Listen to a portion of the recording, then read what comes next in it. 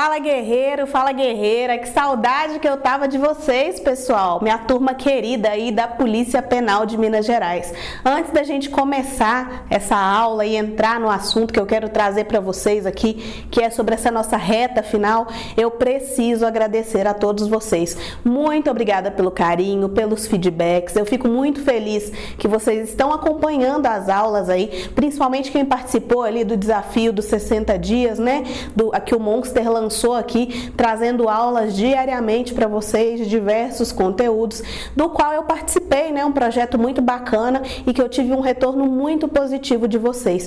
Eu agradeço imensamente por todo o carinho, por todas as mensagens.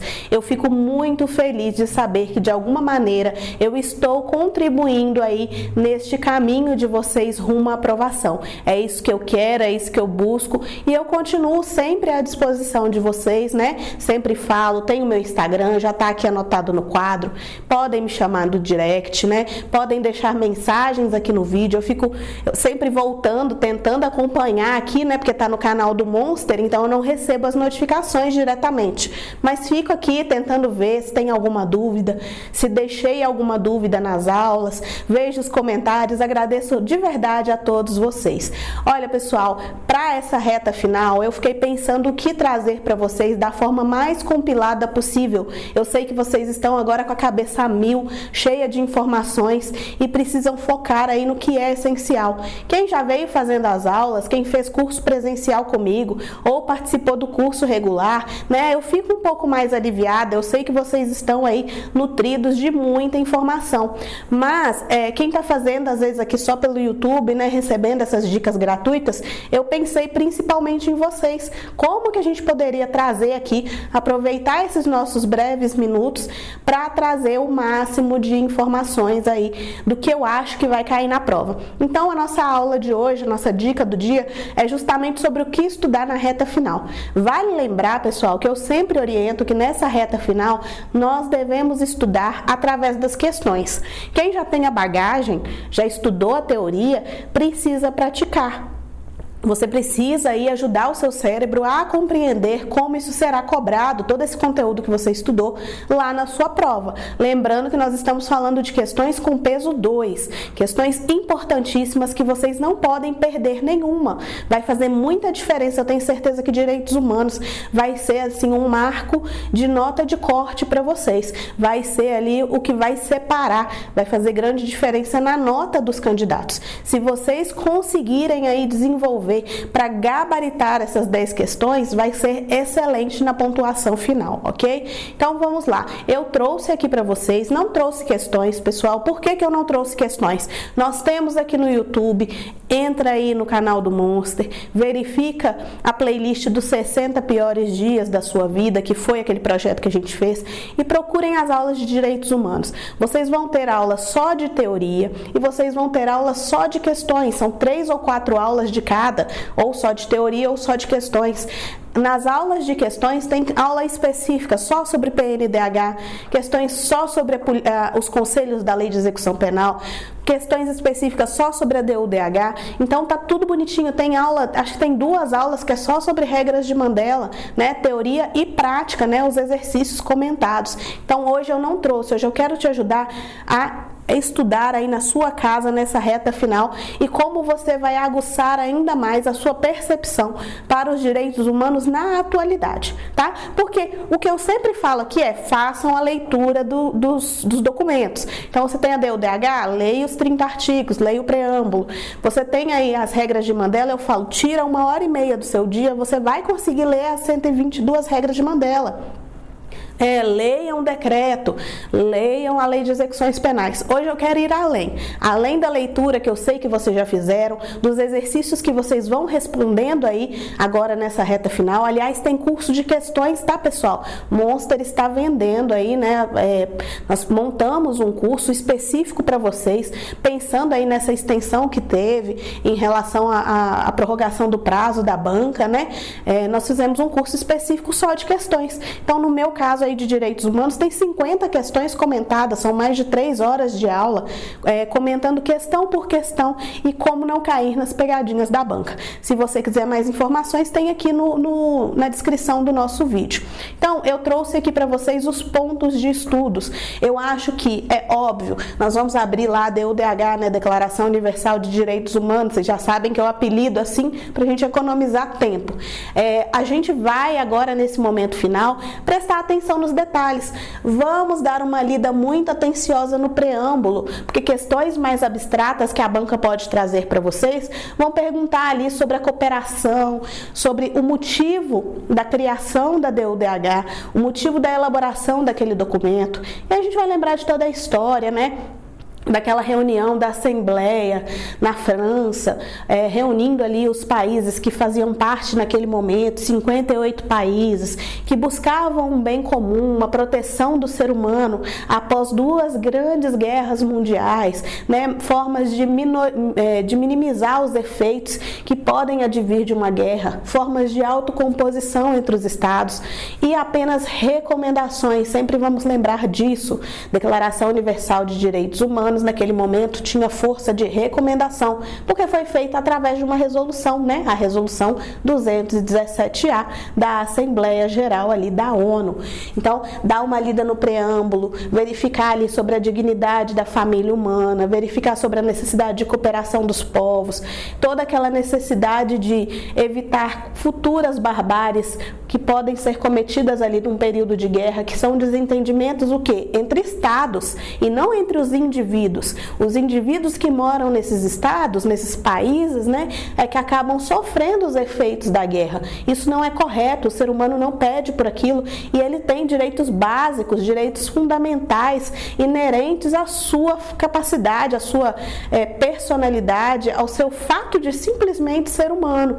Então, é um respeito a esses direitos. Então, eu oriento a dar uma lida no preâmbulo, nós temos ali, eu sempre falo, né, 7 considerandos, leiam com atenção. Eu consigo imaginar claramente uma questão de prova que vai trazer para vocês o texto de lei dos considerandos, porque ninguém lê preâmbulo e vocês vão ler. Por quê? Porque a gente está falando para fazer isso aqui agora, quem não leu vai dar aquela revisada. No artigo 1º, é lógico, tem que ler todos os artigos, é óbvio que a professora vai falar do artigo 1º, né?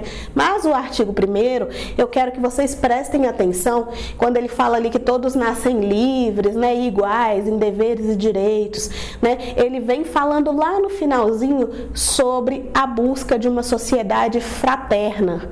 E aí ele vem falando sobre essa questão da fraternidade.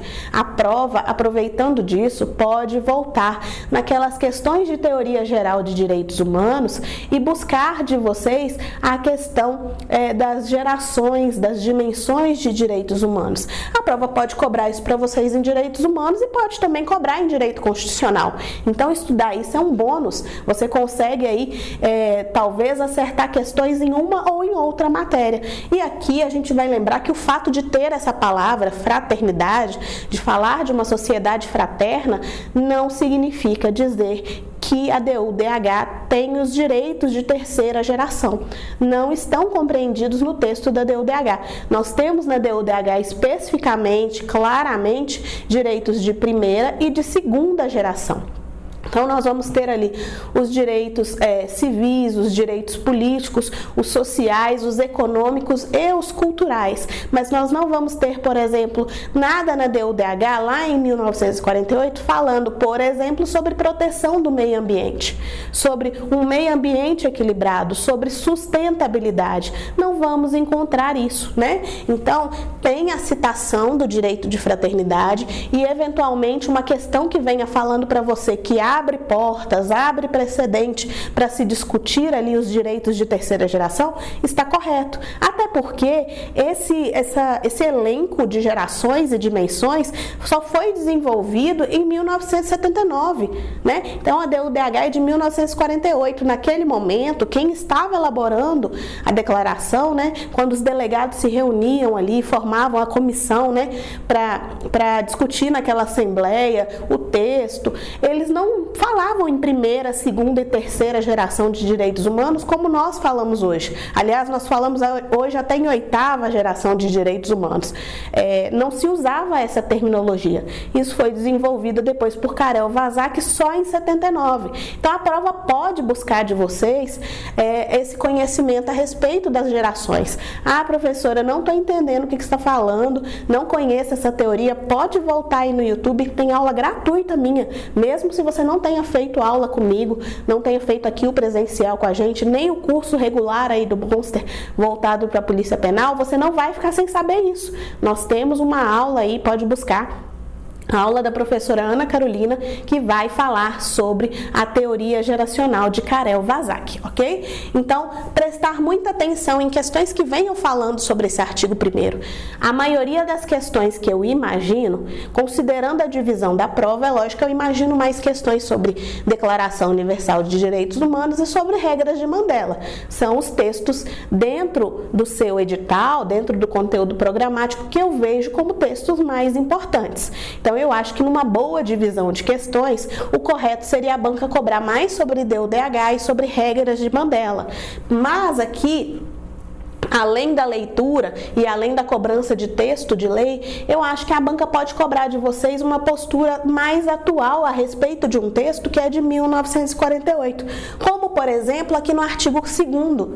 Talvez a banca traga para vocês a réplica do artigo 2º. O que o artigo 2º vem falando? Sobre a não discriminação. Então, ele vem falando ali que todas as pessoas vão ser respeitadas, devem ser respeitadas, independente de raça, de religião, de crença, de nacionalidade, etc. Tomem cuidado, pessoal. Sabe por quê? Naquela época, em 1948, não foi inserido no texto, e ainda hoje não é, porque o texto não foi alterado, questões sobre gênero e orientação sexual. Hoje a gente fala disso com mais clareza e coloca isso como ponto central de direitos humanos, mas no momento da elaboração daquele documento não tem. Então leiam com atenção alguma questão que venha falando de não discriminação e venha falando independente de, e te tragam essas palavras do artigo 2º, por exemplo, de raça, de cor, de origem, de nacionalidade, de religião. Se estiver perguntando sobre expresso na DUDH, está escrito expressamente na DUDH que não pode vir gênero nem orientação sexual. Contudo, se for uma questão mais atual, que pergunte sobre direitos de não discriminação e dê exemplos, como por exemplo, raça, religião, nacionalidade, aí sim pode mencionar gênero e orientação sexual. Vamos tomar cuidado com o que o examinador está perguntando. Se ele está direcionando a questão especificamente para a DUDH, para o texto expresso da resolução, ou se ele está perguntando sobre a discriminação de uma forma ampla, de uma forma geral, de uma forma atual, tá bom?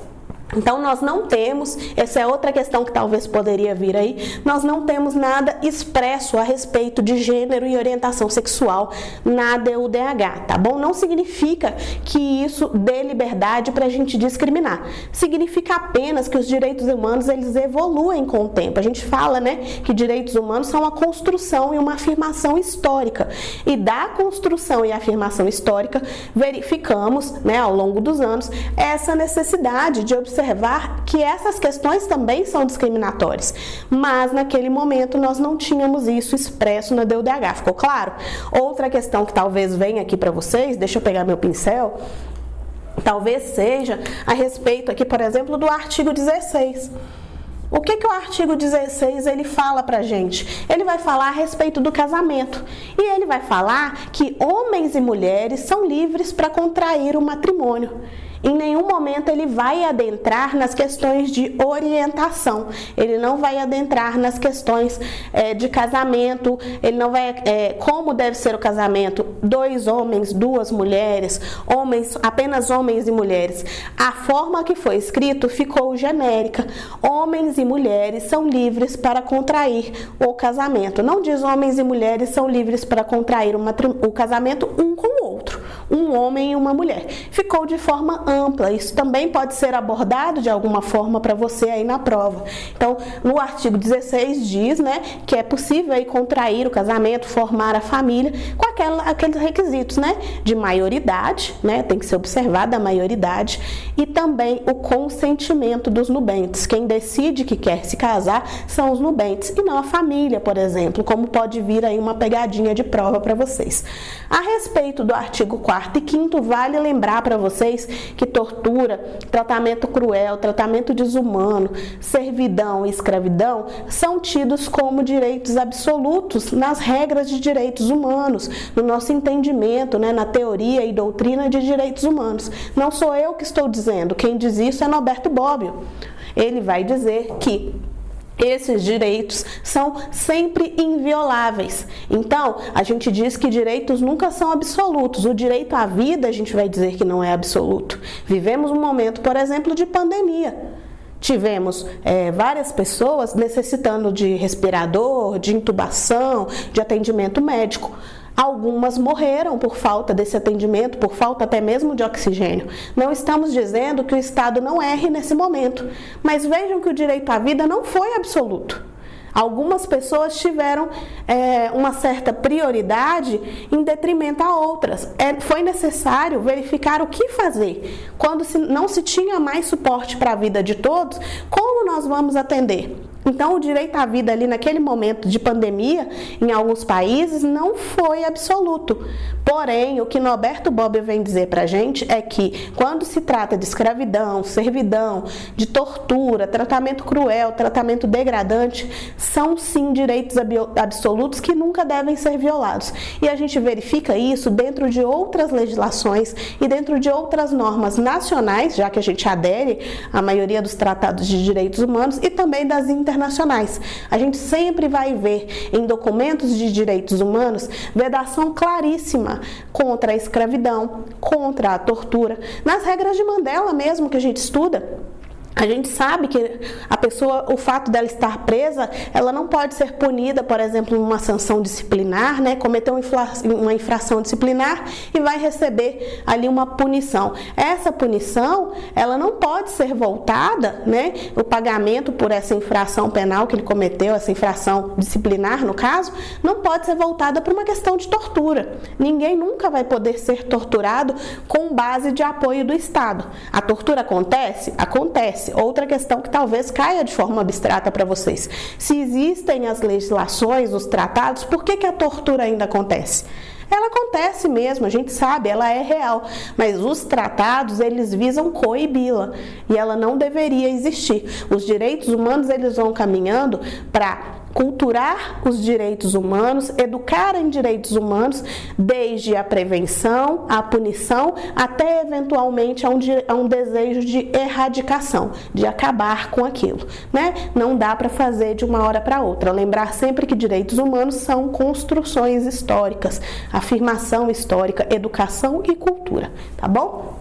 Então, são direitos absolutos. Prestar atenção no artigo 11, o que eu mais encontrei em termos de questões de carreiras policiais, no artigo 11, foi a troca. Ele tem um enunciado um pouco maior, né? Você faz a leitura ali do artigo 11, ele vai falar sobre a presunção de inocência, mas muitas bancas, elas trocam o texto da lei. Então, essa presunção de inocência, ela vai até quando? Ela vai até o momento em que seja aprovada a culpabilidade. Tomar cuidado, pessoal, porque não é até o momento de apresentação de provas, não é até o momento da acusação, não é até o momento de audiência de instrução e julgamento, como eu vi em muitas provas. É até que seja provada a sua culpabilidade.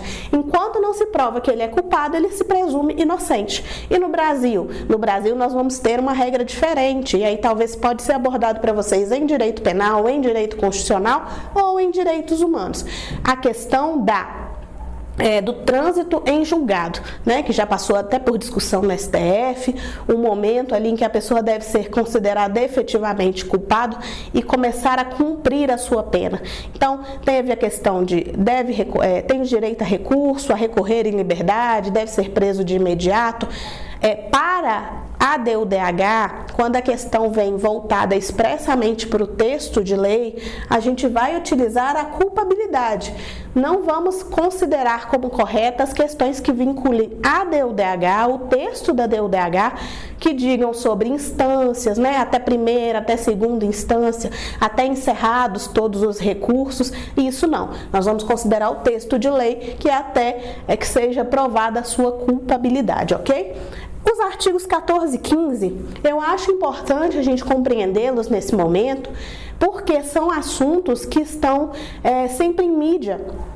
Eu, inclusive, acho que poderia, né, uma banca abordar esse assunto até para temas de redação. A questão do asilo e a questão da nacionalidade. Nós estamos falando, né, nesses últimos anos, muito sobre a questão do refúgio, dos direitos dos refugiados. E nós temos aí a DUDH que, primeiro, ela não reconhece, ela não aceita, ou como sendo uma resolução, ela não recomenda que ninguém seja apátrida. Né? Todos devem pertencer a uma pátria, todos devem ter reconhecido uma nacionalidade. Por quê? Essa nacionalidade, esse país onde a pessoa pertence, tem que ser o primeiro guardião dos direitos humanos dessa pessoa. Essa pessoa não pode ficar à mercê, sem nenhuma proteção. E daí vem a ideia do asilo também. O que eu quero no asilo? No asilo, eu quero uma proteção que o meu próprio Estado não teve condições de me dar. Então, o asilo é quando, dentro da DUDH, né, aí a gente vai ter aquelas distinções de asilo e refúgio, mas dentro da DUDH a gente vai compreender que o asilo é aquele momento em que eu estou sofrendo fundado temor de perseguição dentro do meu país e eu preciso que outro país me acolha.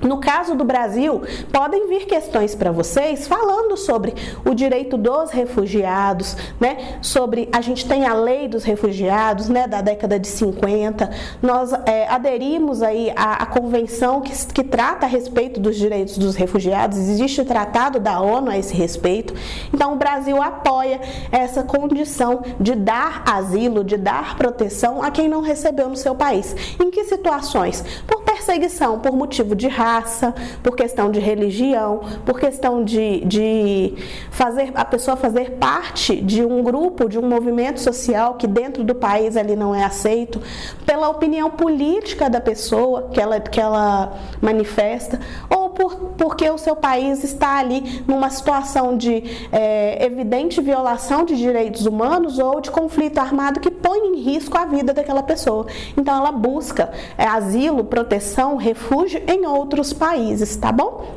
No Brasil isso é possível, nós recebemos refugiados, nós temos lei do refugiado dentro, claro, dos processos exigidos aí a nível federal, é necessário aí todo um trâmite. Mas é importante a gente estar atualizado, dar uma lida e aqui, para além da leitura da DUDH, para além da resolução de exercícios, matérias, né? Matérias, reportagens a respeito de refúgio e asilo vão dar base de estudo para vocês nesse momento, principalmente se eventualmente um dos temas da prova, da redação, forem direitos humanos.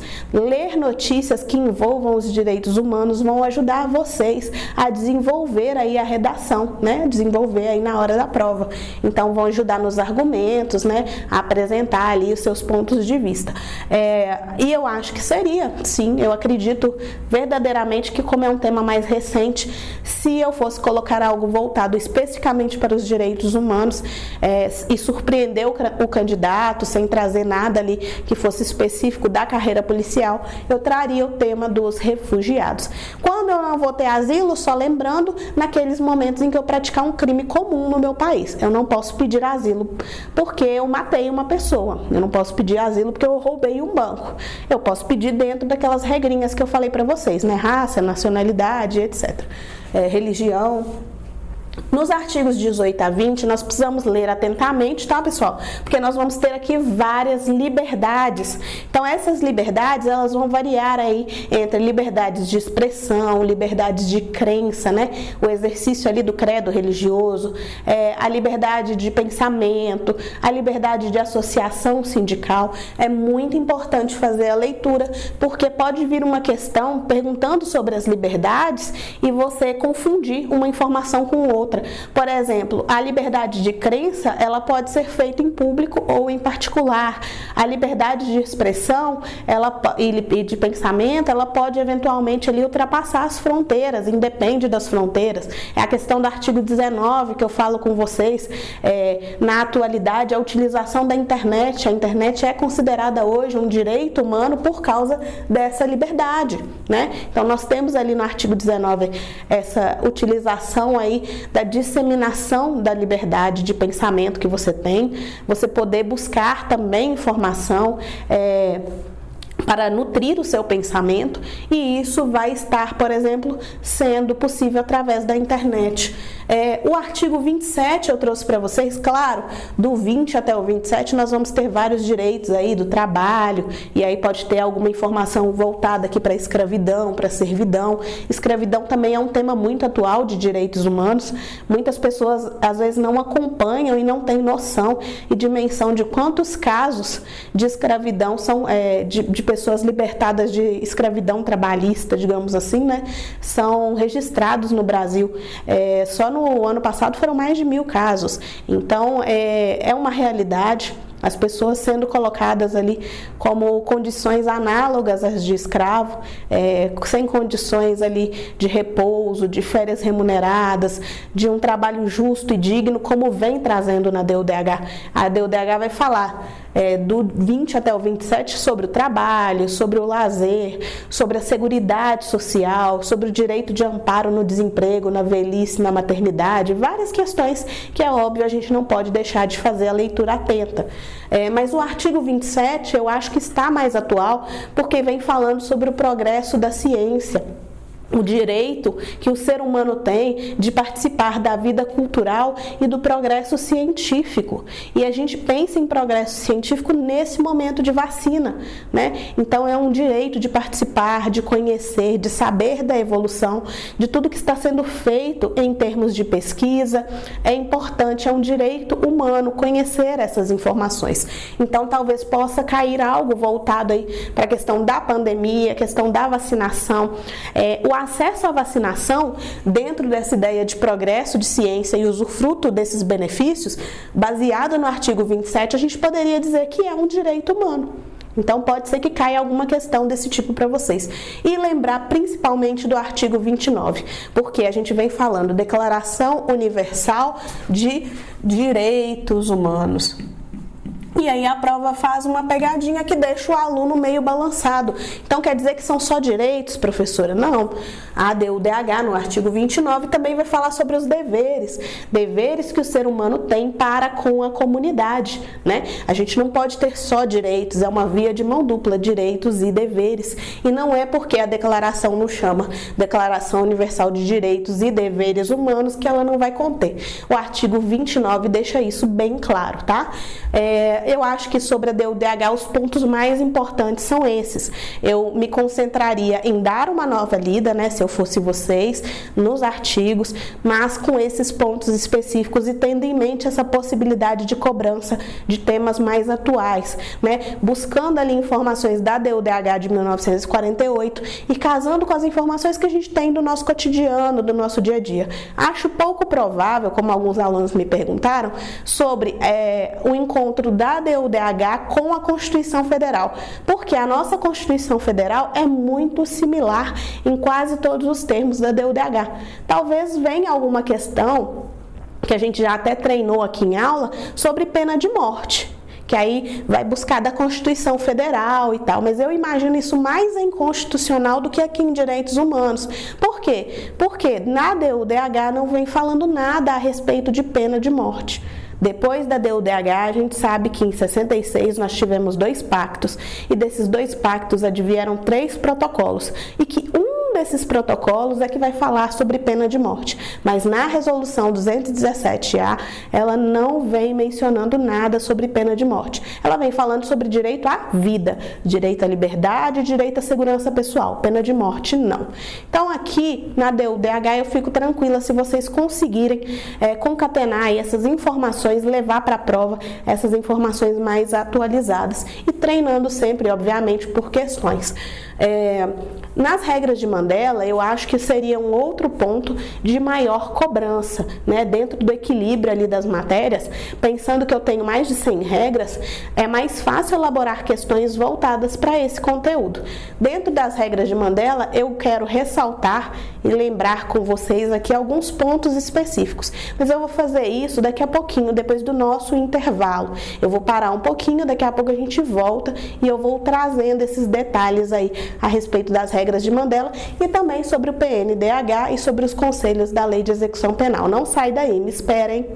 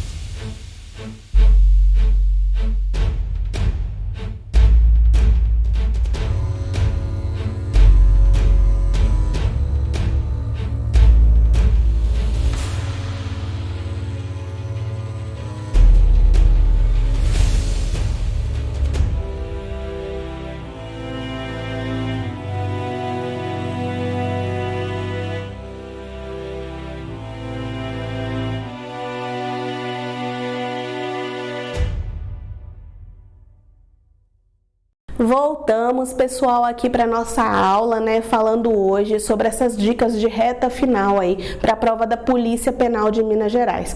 E antes de a gente voltar do nosso assunto, eu quero saber se você já se inscreveu aqui no canal, já ativou as notificações para poder receber os nossos vídeos. Agora que está chegando a hora da prova, a gente vai produzir ainda mais conteúdo gratuito para vocês.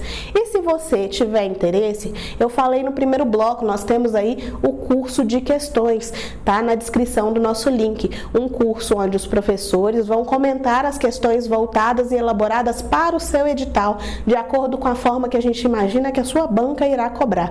Além disso, se você mora aí nas proximidades da região de Belo Horizonte, nós vamos ter aula de revisão de véspera aí em BH e também vamos ter uma revisão de véspera já prevista aqui para a cidade de Ipatinga. Então, se você é da região aí próxima a Belo Horizonte ou próxima aqui à cidade de Ipatinga, eu vou estar com vocês na aula de Direitos Humanos.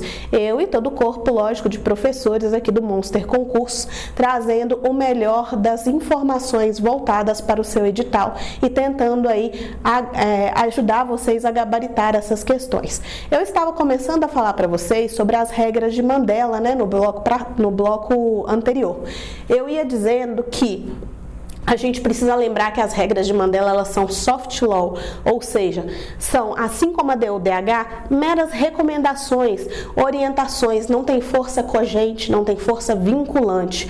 Quem quem reconhece as regras de Mandela apenas a reconhece de fato. No nosso caso, né, país que faz parte da ONU, né, nós somos Estado-membro da ONU, também somos Estado-membro da OEA, que não foi efetivamente cobrado no seu concurso, mas a gente faz parte dos dois sistemas, sistema global, universal, onusiano, mas também do sistema regional.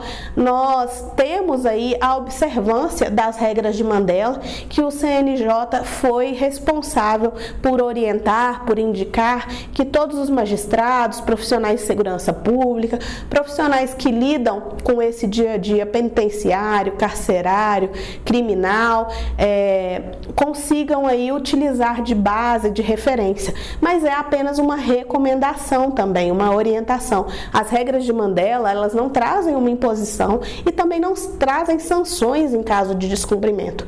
Elas orientam o que seria melhor para cada estado fazer, né? Esses estados que acreditam na dignidade da pessoa humana, no respeito aos valores inerentes ao ser humano, fazer no momento da prisão. Ou seja, as regras de Mandela, elas vêm para dizer que, apesar de estar presa, a pessoa precisa ter preservado a sua dignidade e o Estado deve cercear apenas os direitos que não podem ser obedecidos ali naquele momento de prisão. Por exemplo, direito de liberdade de locomoção vai ser cerceado, direito de participação política vai ser cerceado. Agora, um direito a cuidados básicos, higiene pessoal, saúde, segurança, trabalho, lazer, isso o Estado consegue garantir dentro do estabelecimento prisional, segundo as expectativas das regras de Mandela. Qual que é a grande dificuldade que eu sinto dos alunos aí quando vão estudar as regras de Mandela? É o comparativo do que está nas regras de Mandela com o que está na Lei de Execuções Penais.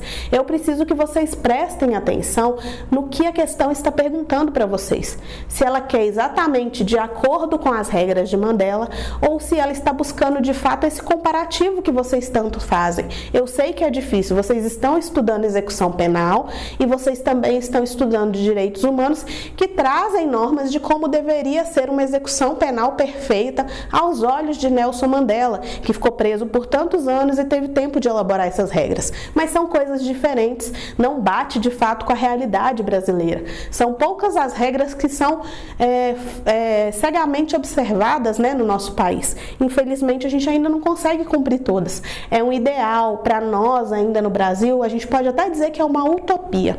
Então, lembrar que é soft law, ou seja, deixa eu pegar meu pincel novamente, não tem força vinculante, né? Sem vinculação.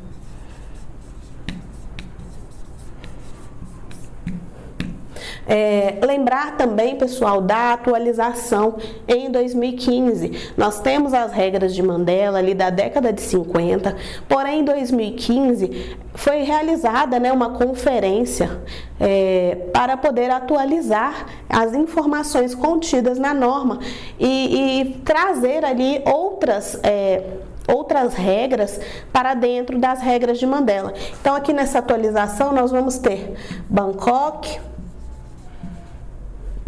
e a prova pode te perguntar isso, nós vamos ter Beijing, a primeira falando sobre os direitos das mulheres presas e a segunda falando sobre os direitos dos jovens presos, né?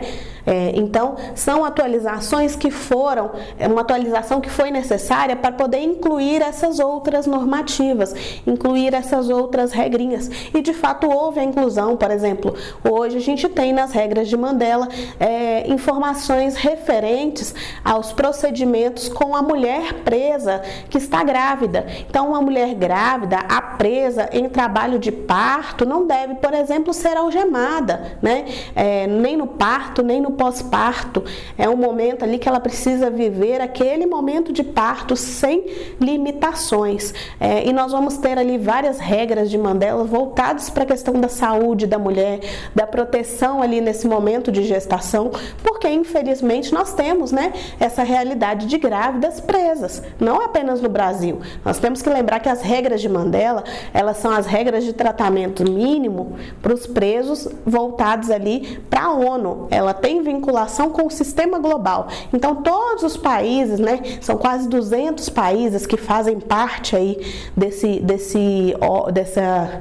desse órgão, vamos chamar assim, né, dessa instituição ONU, eles estão reconhecendo, de certa maneira, as regras de Mandela e deveriam estar aplicando. Porém, ela não tem essa força de tratado, como a gente já falou, não é um pacto, não é um tratado, não passa por processo de ratificação e aceitação no país. Então, muitas vezes, as regras não são cumpridas, não apenas por questões de adequação, questões econômicas, financeiras, de investimento no sistema carcerário, mas também porque não existe uma punição caso você não faça, né? Não existe uma punição direta dentro das regras de Mandela. Nas atualizações de 2015, uma dessas questões foi a das presas. A outra questão voltada aí para atualização foi a questão da solitária, né? A gente não fala mais em confinamento solitário indefinido, né? Um confinamento solitário ali que não tem um prazo para acabar. Então agora a gente vem com essa ideia de um confinamento solitário até 15 dias. E vejam, sempre me perguntam, não pessoal, não está de acordo com a nossa lei de execução penal. Na execução penal a gente tem a referência aí do RDD, né? Então a gente sabe que pode ficar aí por mais de 300 dias de acordo com o regime disciplinar diferenciado nesse confinamento, nesse isolamento. De acordo com as regras de Mandela, não. De acordo com as regras de Mandela, seriam só 15 dias. A gente tem também como atualização a questão das revistas íntimas. Crianças não devem passar por revistas de partes íntimas, revistas vexatórias, assim como pessoas que não tenham ali o necessário discernimento do ato. Então, em algumas situações, uma criança pode fazer uma visita a um pai preso, a uma mãe que está presa, mas ela não vai passar por aquele mesmo procedimento de revista íntima, a revista completa. Lembrem-se aí de questões, por exemplo, como agachamento, verificar se está trazendo drogas dentro do corpo. Esse tipo de inspeção mais invasiva não deve ser feita na criança. Não significa dizer, por exemplo, que a gente não vai fazer inspeção, né? Vai ter a revista, por exemplo, entra um bebê ali, não vai entrar com a droga estava na mantinha e passou batido. Não, gente, vai pedir para tirar a manta, vai pedir para abrir a roupinha, não sei, pode até pedir para que seja verificado na fralda. O que não vai fazer é uma revista das partes íntimas, tá? Tomem muito cuidado na hora de responder questões para não confundir isso. Tá? Porque parece que aí a criança vai dar a liberdade para a entrada de objetos indesejados, por exemplo, no estabelecimento, e não é assim. As regras de Mandela, a gente tem que ter uma noção de que o objetivo dela não é passar a mão na cabeça do preso. É apenas, segundo Nelson Mandela, que ficou preso, um respeito de fato à dignidade do preso, que segundo ele, estar preso já é uma punição pesada o suficiente, então teria que se minimizar aquele contexto e criar um contexto de mundo ali dentro, né? Criar o exterior dentro do interior da prisão, para que a pessoa aprenda a conviver em sociedade mesmo não estando em sociedade. Aprenda a conviver naquela sociedade de presos e replique esse comportamento lá fora. O que ele quer dizer é que às vezes a pessoa vai viver tantas barbáries, tanto desrespeito aos seus direitos humanos, que ao invés de sair dali com o objetivo de ressocialização que se busca, ele vai sair dali transformado como uma pessoa pior. A gente sabe que na realidade, né, no nosso sistema, as regras de Mandela ficam um pouco soltas, mas ela é objetivo do nosso concurso e na hora de fazer a prova eu preciso que vocês tirem aí qualquer pré-julgamento que vocês tenham. Concentrem-se no que a questão está pedindo. Se a questão está parecendo para você que protege o preso, pense com cuidado. Não é só proteger o preso, é proteger os direitos humanos das pessoas, independente do fato dela estar presa ou solta. Leiam com atenção, esqueçam os pré-julgamentos e observem se está perguntando para vocês sobre as regras de Mandela expressamente ou se está perguntando de forma ampla, que você possa encontrar algo na lei de execução penal, na Constituição Federal, na prática do dia a dia, na vivência, tá bom? A gente vai ver também, eu imagino, algumas questões voltadas para a higiene, para a saúde do preso, né? Porque é uma parte muito extensa das regras de Mandela. Então, as questões do alojamento, né? Começa lá na regra número 12, aí vem falando como que o alojamento tem que ser, respeitando as condições de higiene, de clima, de umidade, de temperatura, ventilação, iluminação. Aquela questão de não prejudicar a visão do preso, né? Uma boa iluminação. Iluminação natural também é necessária, ainda que tenha artificial. Questões da higiene, fornecer uma roupa limpa, uma roupa de cama limpa, direito ao banho, né? Em temperatura adequada, de acordo com o clima do local.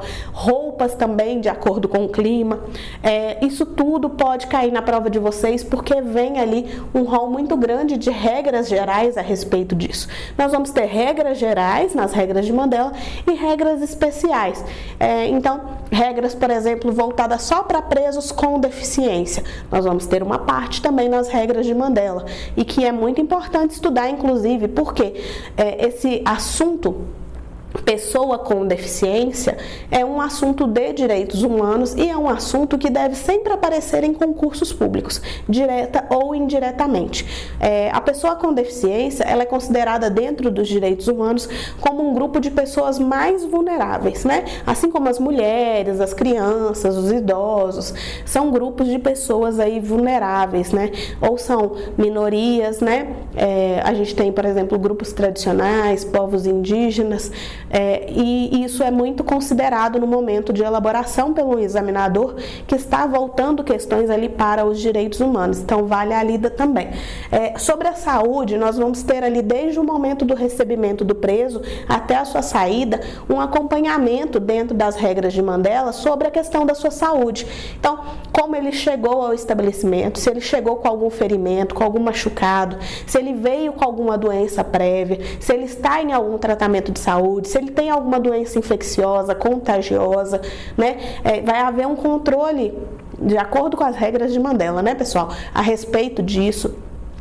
A necessidade de atendimento médico, necessidade de um suporte médico dentro do estabelecimento prisional, mas também um reconhecimento da necessidade de levar o preso a outro local para que ele possa eventualmente fazer um exame, uma consulta, um tratamento odontológico que não esteja ali de acesso dentro do estabelecimento prisional. Tudo isso custeado por quem? Custeado pelo Estado, na maioria dos casos, porque o custodiado, o preso, está sob a responsabilidade do Estado.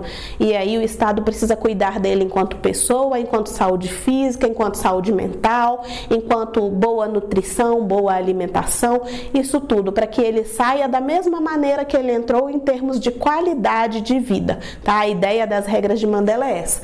E sobre a saúde a gente realmente também encontra muitos artigos, prestar atenção ali a partir do 25, mais ou menos, dá uma lida também. Sobre as medidas proibidas, eu consigo imaginar claramente uma questão que venha falando para vocês sobre a questão de punições, colocando em celas escuras ou claras demais, né? Ou seja, celas muito escuras ou com total iluminação. A questão da tortura, né? Não pode nunca, gente. A questão de utilização de objetos que limitam ali a pessoa, algemas, aquelas correntes. Tomar cuidado que isso não pode ser objeto de punição. Nunca vai utilizar algema, então, professora? Não, a gente já sabe, né, pessoal? Vai utilizar algema ali quando necessário. Então, a pessoa está colocando em risco a sua integridade física. Não tem mais nada que dá para fazer para conter ela. Algema. Vou fazer uma transferência com possível risco de fuga. Algema.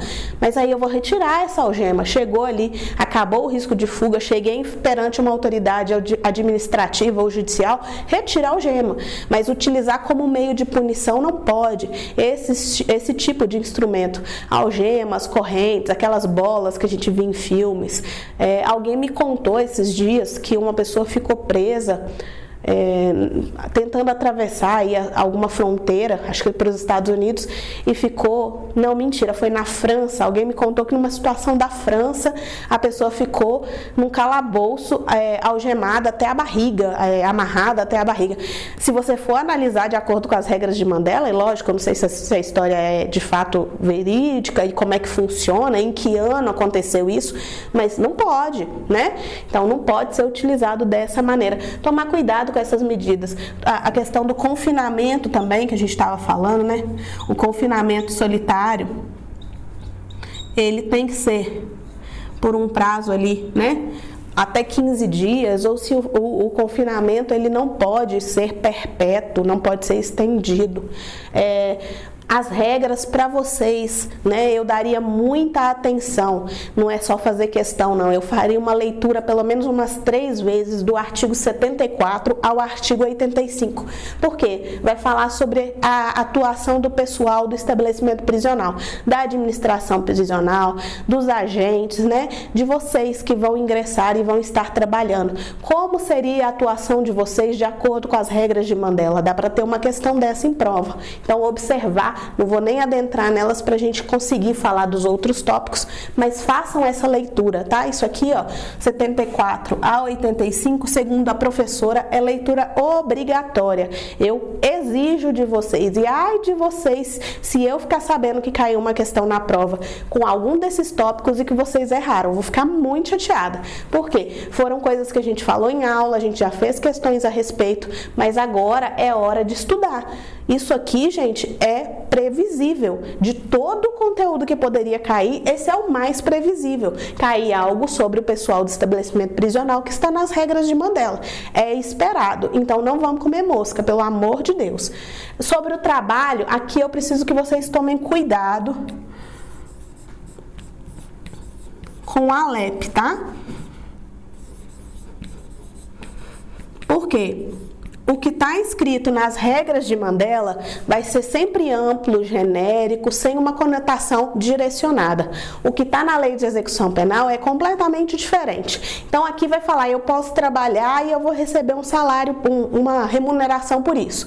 Lá na lei de execução vai falar quanto que é esse salário, como que ele é dividido, como que se cria uma caderneta de poupança para o preso, né? Todas as regras voltadas para o trabalho, que forem mais amplas, mais abrangentes, de uma forma geral. Então, por exemplo, os trabalhadores do sistema prisional precisam ter a mesma segurança do trabalho do que alguém que trabalha no mundo externo. Ok, está de acordo com regras de Mandela. Agora vem falando assim, será criado um fundo de caderneta de poupança. Gente, fundo de caderneta de poupança não é uma palavra que vai aparecer nas regras de Mandela. Isso é uma palavra muito brasileira, isso vai ter a ver com a lei de execuções penais. Percentuais, valores pré-definidos, pode estar relacionado com a ALEP. Aqui a gente não tem nada pré-definido. A gente não encontra muitas idades definidas. A gente não encontra muitos números nas regras de Mandela. Então a gente sabe lá que vai ter separação de categoria entre jovens e adultos. Ela não vem falando, né? As regras não vêm falando quem são jovens e quem são adultos. Qual a idade? Então, idades, números, percentuais, frações, é muito difícil aparecer aqui. Vai aparecer numa situação ou outra, igual ali, 15 dias. Aí taxou ali 15 dias confinamento, ok. No caso do trabalho, não. Leiam as regras que falam a respeito do trabalho, tá? E depois vocês passam um olho lá na lei de execuções penais e fazem, né? Conseguem fazer esse comparativo aí. E fazendo questões também. No curso de questões tem muita questão sobre trabalho, né? Esse comparativo também da lei de execução com as regras de Mandela. PNDH 3, o monstrinho da galera, né? Todo mundo com muito medo. Toda vez que eu perguntava assim no Instagram ou aqui no YouTube, o que vocês querem fazer? O que vocês querem resolver? O que eu trago de questões? O que eu trago de tema, pessoal? PNDH.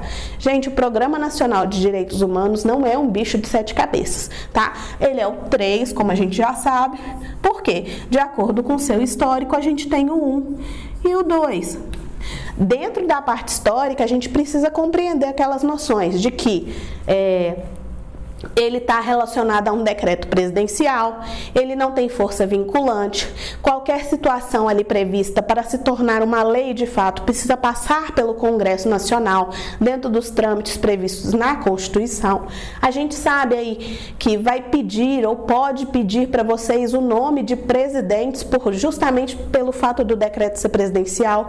Então, o primeiro e o segundo do governo do Fernando Henrique Cardoso, o terceiro do governo Lula, talvez um quarto, né, que está em processo de análise com criação de comissão pela ministra Damares, um PNDH 4 talvez no governo Bolsonaro, a gente ainda não sabe, e fazer a leitura, não tem jeito, tem que vir aqui no decreto 7.037 e entender os 6 eixos. A gente sabendo dos eixos e conhecendo um pouco das diretrizes, a gente já consegue responder questões.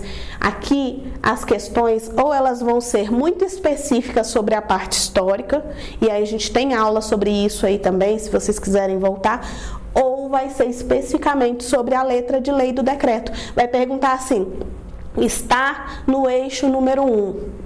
Está no eixo 2, está no eixo 3, a seguinte diretriz, tal objetivo estratégico. Ah, professora, estou com medo, vai perguntar das ações programáticas? Gente, são mais de 500 ações. Eu não posso, nessa reta final, falar para vocês para perder tempo com isso. Nós temos outras matérias para estudar, temos outras coisas para gravar, conteúdos mais importantes. A prova não vai ser toda de PNDH 3. Tira esse medo, faz o básico, que o básico funciona. Então, vamos no histórico, vamos compreender. Busca aí, você consegue fazer, não fez minhas aulas, não participou.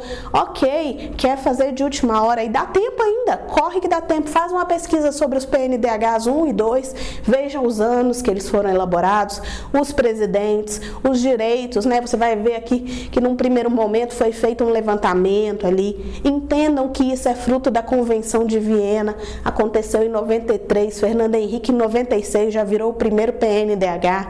Entenda que esse programa nacional vem da ideia de existir um plano nacional de direitos humanos e leiam o decreto, entendam os 6 eixos, compreendam o nome, né? Se o nome do eixo é memória e verdade, sobre o que vão ser as diretrizes, os objetivos estratégicos e até mesmo as ações. Situações voltadas para a preservação da memória histórica do Brasil.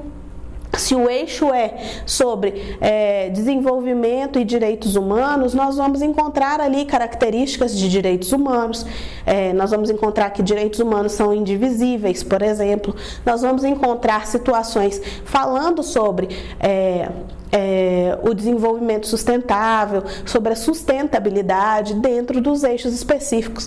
Se eu falo em interação democrática entre sociedade e Estado, eu vou falar sobre uma participação ativa da população, sobre pesquisa, sobre análise de dados, sobre como os direitos humanos estão hoje, sobre o que a gente precisa melhorar.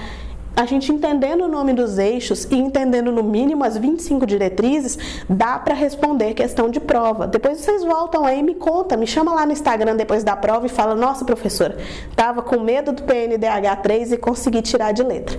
E os conselhos, para a gente conseguir encerrar aqui na nossa aula, né? Os conselhos, eles vão estar na Lei de Execução Penal, a gente já sabe, né?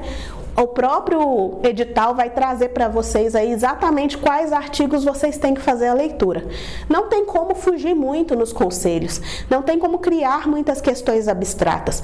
As questões, elas têm que ser voltadas, a banca tem que elaborar questões falando da composição, do nível de atuação. Então, nós vamos ter ali a nível nacional, a nível estadual, a nível ligado às comarcas e não aos municípios, tomem cuidado com isso. Nós vamos ter ali os representantes, como que são escolhidos esses membros, a regularidade deles, cada um vai ter uma regrinha, a gente precisa entender como isso é composto, quem são os profissionais e quais são as atribuições. Então, por exemplo, ao Conselho Nacional compete verificar as questões de arquitetura, de estrutura dos estabelecimentos prisionais. Agora, visitar o preso e fazer essa ponte entre comunidade e prisão compete ao Conselho da Comunidade, que é de nível de comarca. Inspeção, relatório, talvez vai estar voltado mais para o Conselho Estadual, né? Então, tomar cuidado aí. O Conselho Estadual chama Conselho Estadual? Não, né? Chama Conselho Penitenciário, mas a gente vai lembrar que tem um nacional, um estadual ou distrital e um voltado para as comarcas. Se na comarca tem estabelecimento prisional, é necessário instituir o conselho de comunidade, escolhendo ali aqueles representantes, né, um advogado, assistente social, um representante da indústria e do comércio, essas pessoas indicadas ali pelos seus conselhos de classe, e se não indicar, juiz da execução penal vai lá e escolhe, ok? Tomar muito cuidado, porque aqui eu acho que vai ter muita troca de letra de lei. Eu falo do Conselho Nacional e trago atribuições que são do Conselho Penitenciário. Eu falo do Conselho da Comunidade e trago atribuições que são do Conselho Nacional. É uma boa forma de elaborar questões aqui dentro. Então, aqui nesses dois últimos, pessoal, é muita atenção na leitura mesmo. São tópicos pequenos, então eu não acredito que das 10 questões vai ser de maior abrangência. Eu consigo imaginar até mesmo nenhuma questão a respeito de um dos dois, né? Que é aquele momento que a gente faz o candidato estudar e depois no final não cobra nada a respeito. Eu consigo visualizar isso, mas a gente não vai fazer a besteira e cometer o erro de não estudar. Façam a lida, né? Dê aquela revisada de véspera e resolvam questões. Para quem está preocupado, tem aula aí só sobre PNDH3. Se você ainda não viu, é só sobre questão, gente. Tem de 10 a 15 questões, eu não me recordo agora, já tem um tempo que eu gravei, mas bem atual, foi depois da publicação do edital. Então a gente consegue aí fazer algumas questõezinhas. Fiquem tranquilos, se vocês tiverem essa noção que a gente falou aqui na aula de hoje, vocês vão conseguir tirar essa prova de letra, vão gabaritar e vão conseguir os 20 pontos que vocês precisam, tá? É um diferencial saber direitos humanos agora nessa reta final, vai fazer diferença na vida do candidato. E eu tenho agora a desejar a vocês apenas bons estudos. Eu sempre falo que a sorte vocês já construíram, né? Vocês já conseguiram aí, através do estudo, desenvolver a sorte que vocês precisam. Agora é concentração, muita tranquilidade. Eu desejo todo sucesso a vocês e eu sempre espero o retorno, o feedback de vocês. Deixa um like aí pra mim, deixa um comentário e depois da prova eu quero muito saber notícia de vocês. Para quem vai para BH ou quem vai fazer o presencial aqui em Patinga, a gente se encontra aí na véspera de prova. Quem quiser fazer inscrição, participar, tem o link aqui na descrição, vocês podem entrar em contato aí com o Monster Concurso e se inscrever. Eu acho que as vagas já estão acabando, tem que verificar aí com o pessoal, tá bom? Um abraço, boa sorte, bons estudos e até a próxima!